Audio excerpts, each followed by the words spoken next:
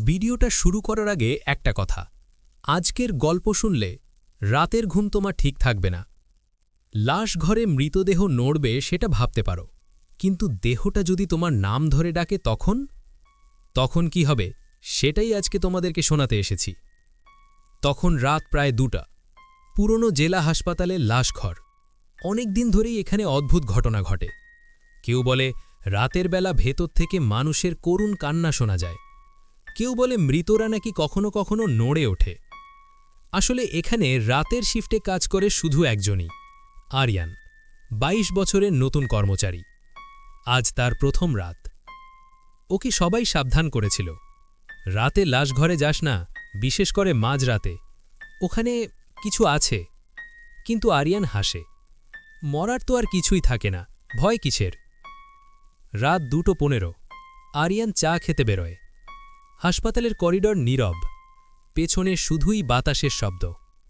হঠাৎ চড় চড় করে আওয়াজ করে লাশ ঘরের লোহার দরজা নিজে থেকে একটু খুলে যায়, ঠিক ততটুকুই যতটুকু একজন ঢুকতে পারে। কেউ নেই, হাওয়াও নেই, তবুও দরজাটা নড়ে। আরিয়ান বলে, হয়তো রাবার ঢিলে হয়ে গেছে। সে এগিয়ে গিয়ে দরজা বন্ধ করতে যায়, কিন্তু দরজা বন্ধ হয় না। মনে হয় ভিতর খেতে কেউ ঠেলে ধরে আছে। আরিয়ান ভেতরে ঢুকে আলো জ্বালায়। লাশঘরটা বড়, কিন্তু খুবই ঠান্ডা। ঠান্ডা মানে এই ফ্রিজারের ঠান্ডা নয়, এক অদ্ভুত মৃত ঠান্ডা। মেঝেতে একটা রেজিস্টার খোলা। সে দেখে আজ রাতে মোট 5টা মৃতদেহ থাকার কথা, কিন্তু কফিনের ওপর সংখ্যা আছে 6। এটা কিভাবে সম্ভব? সে চেক করতে যায়। প্রথম কফিন, দ্বিতীয়, তৃতীয়, সব ঠিক আছে, কিন্তু চতুর্থ কফিনের ঢাকনা নিজে থেকে কাঁপতে থাকে, যেন ভিতর থেকে কেউ নখ দিয়ে ঠুকছে। আরিয়ান ভয় পেয়ে পাশেই থাকা লোহার স্টিক তুলে নেয়। আরিয়ান ধীরে ধীরে কফিনের ঢাকনা তোলে। ভিতরে একজন মহিলা, মুখ নীলচে, গাল শুকনো, চোখ আধখোলা, মৃত। কিন্তু হঠাৎ তার হাতের আঙুল হালকা নড়ে ওঠে।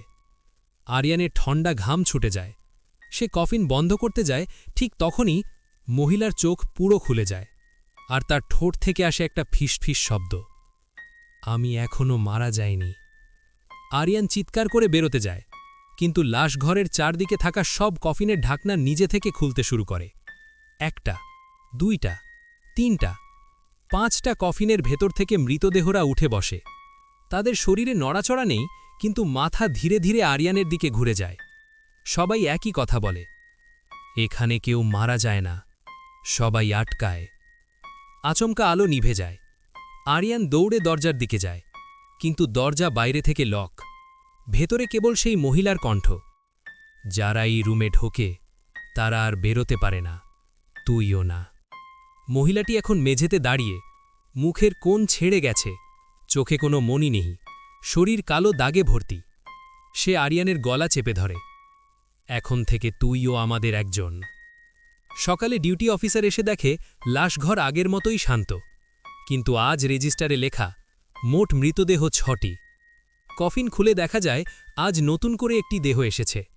নিচে ট্যাগে নাম লেখা আরিয়ান হোসেন, পেশা হাসপাতালের লাশঘর সহকারী, মৃত্যুর সময় রাত 2:42, কারণ অজানা। দারোয়ান বলে, গতরাতে ভয়ঙ্কর ঠান্ডা লাগছিল, ভাবলাম কেউ লাশঘরে আছে, কিন্তু কে? দরজা তো বাইরে থেকে লক ছিল। সেই দিন থেকে লাশঘর রাতে অদ্ভুত শব্দ করে। কেউ ঢোকে না, কেউ ঢুকতে চায়ও না, কারণ সবাই জানে লাশঘরে মৃতরা থাকে, কিন্তু একবার ঢুকলে তোরও নাম সেই তালিকায় উঠে যাবে। আরিয়ান মারা গেছে বলে সবাই ভাবে, কিন্তু তার আত্মা এখনও পুরোপুরি মৃত হয়নি। সে তাকিয়েই আছে নিজের ঠান্ডা নিস্তেজ শরীরটার দিকে। একটা কালো ছায়া তার কানে ফিসফিস করে বলে, তুই এখনও পুরোপুরি মারা যাসনি, কারণ তোর কাজ এখনও শেষ হয়নি। আর তখনই লাশঘরের একটা দেওয়াল পাঁপতে থাকে। দেওয়ালে থাকা সাদা রং উঠে গিয়ে একটা লুকানো দরজা দেখা যায়, রুম 7B, যেটা হাসপাতালের মানচিত্রে নেই। এই রুম কখনো খোলা হয় না, কারণ 20 বছর আগে এখানে 12 জন রোগীকে ভুল করে জীবন্ত অবস্থায় মৃত ঘোষণা করে লাশঘরে পাঠানো হয়েছিল। তাদের মধ্যে কয়েকজন বাঁচার চেষ্টা করেছিল, কিন্তু লাশঘরের কর্মচারীরা তাদের চিৎকার পাগলের বকুনি ভেবে জানালা বন্ধ করে দেয়। তারপর থেকে এই রুমেই সব আত্মারা আটকে থাকে। আজ সেই রুম আবার জেগে উঠেছে। ঠিক রাত ৩:১০ লাশঘরের সাইরেন বাজে। হাসপাতালের সিসিটিভিতে দেখা যায় আরিয়ান আবার লাশঘরে ঢুকছে, কিন্তু তার মুখে কোনো অভিব্যক্তি নেই, হাঁটার শব্দ নেই, জুতোর নিচে কোনো চাপ পড়ছে না। মানুষের মতো নয়, ঠান্ডা বাতাসের মতো সে দরজা পেরিয়ে দরজা পার করে যায়। নার্সরা ভয়ে ওই ফুটেজ দেখে বলে, এটা মানুষ না। কিন্তু মজার বিষয় কি, আরিয়ান নিজেও জানে না যে সে এখন মাঝে আছে, না পুরো মানুষ না পুরো আত্মা। তার কাজ রুম 7B এর আত্মাদের মুক্তি করা, অথবা তাদের সাথে মিশে যাওয়া। রাত ৩:২৫ সব কফিনের ভেতরের দেহরা উঠে দাঁড়িয়েছে। তারা কেউ আরিয়ানকে আক্রমণ করতে আসে না, বরং তারা এক লাইনে দাঁড়িয়ে থাকে, চোখ খোলা, ঠোঁট নড়ে না। হঠাৎ সবাই একসাথে বলে, রুম 7B খুলে দে, আমাদের ঘুম ভাঙবে না, শান্তি মিলবে। আরিয়ান বলে, আমি জানিই না সেই রুম কোথায়। একটা ছেঁড়া মুখের বুড়ো লাশ এগিয়ে আসে। তার চোখ নেই। সে তার পচা আঙুল দিয়ে দেওয়ালের দিকে দেখায়। ওখানে, দেওয়ালের পেছনে, যারা বাঁচতে চেয়েছিল তাদের কবর সেখানে। দেওয়ালটা ধীরে ধীরে ফেটে যায়, আর ভিতর থেকে ঠান্ডা বাতাস বেরোয়, যেন ২০ বছরের জমে থাকা কান্না বেরোচ্ছে। আরিয়ান ভিতরে ঢোকে। ভিতরে ঘন কুয়াশা, মেঝেতে মরচে ধরা বেড, এবং দেওয়ালে হাতের আঁচড়। আমরা বাঁচতে চেয়েছিলাম, আমাদের ডাক শোনেনি কেউ, অন্ধকারে ফেলে রেখে দিয়েছিল। ঠিক মাঝখানে একটা লাল ক্যাবিনেট, তার ভিতরে ১২টা কাঁচের জার, জারের ভিতর মানুষের চোখ। আর এরপর একটা মহিলা আত্মা, যার গলা পুরো বাঁকা, ধীরে ধীরে বাতাস থেকে তৈরি হয়ে আরিয়ানের সামনে দাঁড়ায়। সেই মহিলা যাকে আরিয়ান কফিনে জীবন্ত দেখেছিল। তার গলা ফাটা আওয়াজ, তুই আমাকে সাহায্য করতে পারিস, অথবা তুইও আমাদের মতো হয়ে যাবি। মহিলা বলে, ২০ বছর আগে যারা মারা যায়নি তাদের পরিবার হাসপাতালকে মামলা করতে চেয়েছিল, তাই হাসপাতাল লাশঘরকে বন্ধ ঘোষণা করে। কিন্তু তারা তা করেনি, বরং তারা মৃত ভেবে যাদের পাঠানো হতো তাদের ওপর পরীক্ষা চলত। আর এখনকার নতুন সহকারীকে বেছে নেওয়া হয় শুধু তাদের জন্য যাদের পরিবার দরিদ্র, খোঁজ নিতে পারে না। আরিয়ানের ঢোকার দিনই লেখা ছিল, আগামী টার্গেট আরিয়ান হোসেন। যে রেজিস্টারে সে ৬ নম্বর মৃতদেহ দেখেছিল সেটা আসলে ভবিষ্যৎ ট্যাগ। সে তখনও মারা যায়নি, কিন্তু হাসপাতালে সবাই জানত আজ রাতেই তাকে মেরে ফেলা হবে। রুম 7B খুলে দেওয়ার পর পুরো হাসপাতালের মর্গ জেগে ওঠে। একজন ডাক্তার চেক করতে আসে। দরজা বন্ধ ছিল, তবুও ভিতর থেকে পায়ের টানার শব্দ আসে। সে দরজা খোলে। ৫টা মৃতদেহ একসাথে তার দিকে তাকিয়ে আছে। ডাক্তার ভয় পেয়ে পিছিয়ে পড়ে। মৃতরা মেরুদণ্ড টেনে লম্বা হয়ে তার দিকে এগোয়।